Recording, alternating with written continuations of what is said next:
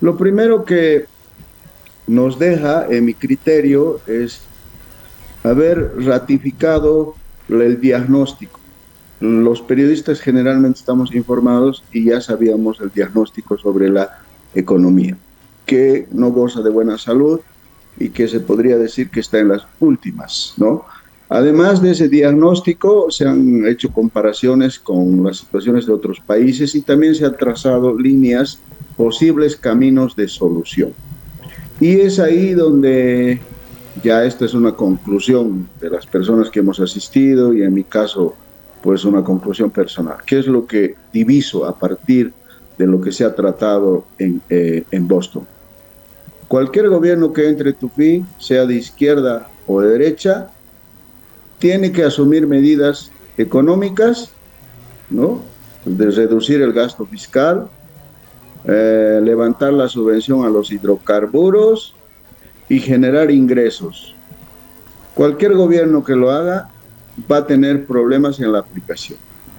Otra conclusión es, si no actúa, digamos, asumiendo medidas económicas, el próximo gobierno, si deja que sucedan las cosas como ahora, ¿no? Una inactividad, parece que el país estuviese yendo en piloto automático, pero a estrellarse.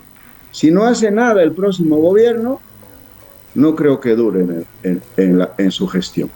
Y si hay un gobierno que aplica radicalmente las medidas sin contemplar, ¿no?, las reacciones de la sociedad, sin comprender a los sectores vulnerables, tampoco creo que va a durar. Entonces, esas son algunas de las conclusiones que personalmente saqué y obviamente son muy preocupantes. Ahora, como bien decías, hay que discutir el cómo. Sí, difícil dilema, ¿no? Si se aplica a rajatabla el ajuste, se puede caer el próximo gobierno, pero si no hace nada, la gradualidad también por ahí puede tener su riesgo, decían algunos. Ahora, de aquí hasta noviembre, sin embargo, Andrés, tenemos todavía 6 meses. ¿Qué se debería hacer desde el punto de vista del gobierno? Tufi es una irresponsabilidad del presidente Luis Arce y su equipo pretender solucionar una crisis económica con más soldados. No es un tema militar, no estamos en guerra con otro país. Es una crisis económica que ha causado el modelo que Luis Arce, Evo Morales y los suyos han aplicado. Por tanto, las medidas para resolver la crisis económica tienen que ser económicas. Como bien decías, noviembre está muy lejos, ¿no? Al menos en la situación que estamos, ¿no? Eh, Debería convocar el presidente por responsabilidad con la gente, debería convocar a un gabinete de emergencia. Un gabinete de emergencia donde participen, además de expertos en economía, productores, exportadores, para ponerlos de acuerdo en un plan anticrisis.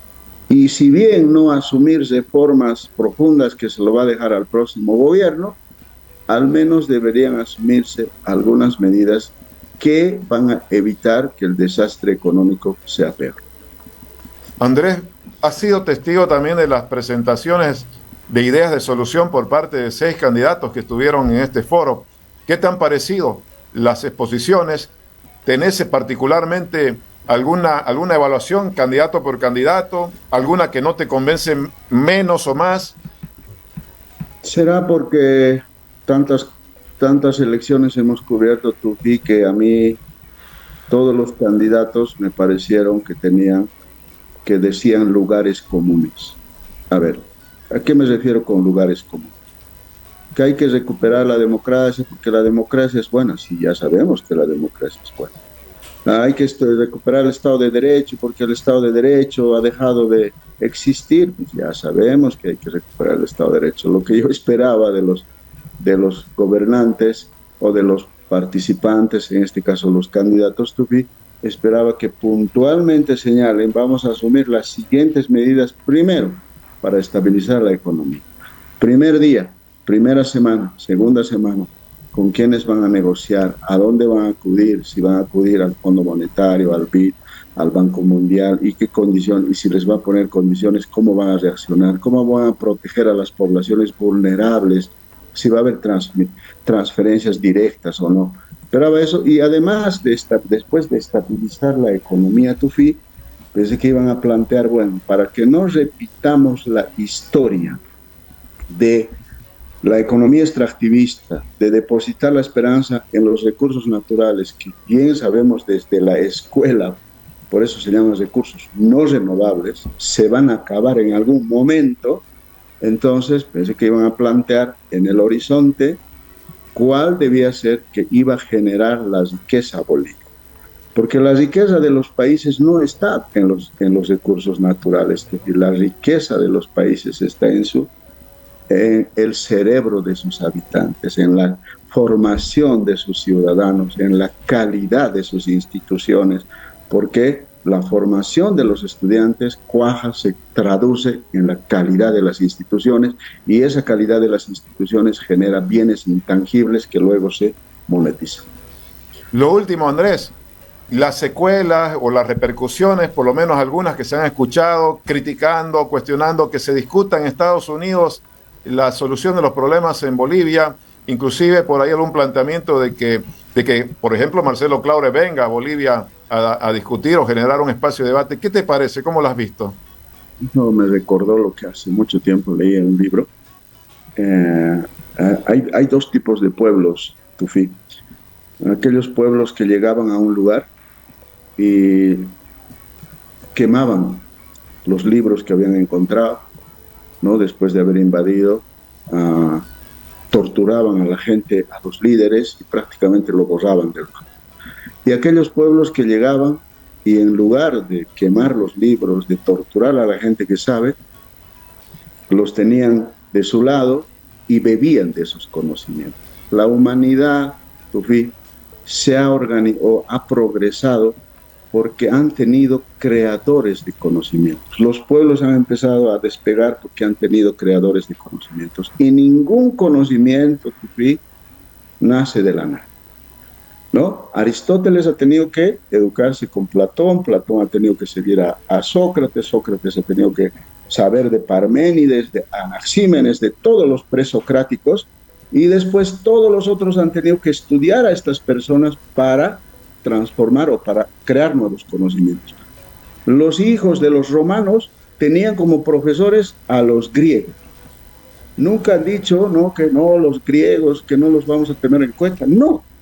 Es más, yo creo que nos falta como sociedad resiliencia, ¿ya? ¿A qué me refiero? Por ejemplo, Alemania. 2 guerras mundiales han derrotado, han humillado, le han quitado su territorio, los han dividido, ¿no? ¿Y con quién se alió? Con la potencia que lo derrotó. ¿Y ahora qué es Alemania? Se volvió a levantar, no se puso a lamentar de la situación. Japón, 2 bombas atómicas. ¿Con quién se alió? En un dilema, ¿comunismo o con los que me derrotaron y me humillaron? Bueno, con los que me humillaron. ¿Y ahora cómo es Japón? Y nosotros seguimos lamentándonos de que el imperio, Chile, con Chile no tenemos relaciones diplomáticas. Tufí, eso es increíble. Y en Chile creo que hay 200.000 bolivianos que ya se han ido a Chile. ¿Cómo es posible que no tengamos relaciones diplomáticas? Y con Estados Unidos igual. Yo creo que hay que cambiar el chip y hay que mandar más bien bolivianos sobresalientes jóvenes a estudiar a las universidades de Estados Unidos, de Gran Bretaña, de Alemania, de Europa, y que vuelvan con esos conocimientos y que se aplique en nuestro país en función de nuestra realidad. Porque de otro modo, lamentándonos hasta ahora, no hemos avanzado absolutamente nada. 20 años que el gobierno ha gritado contra el imperialismo y mira dónde está.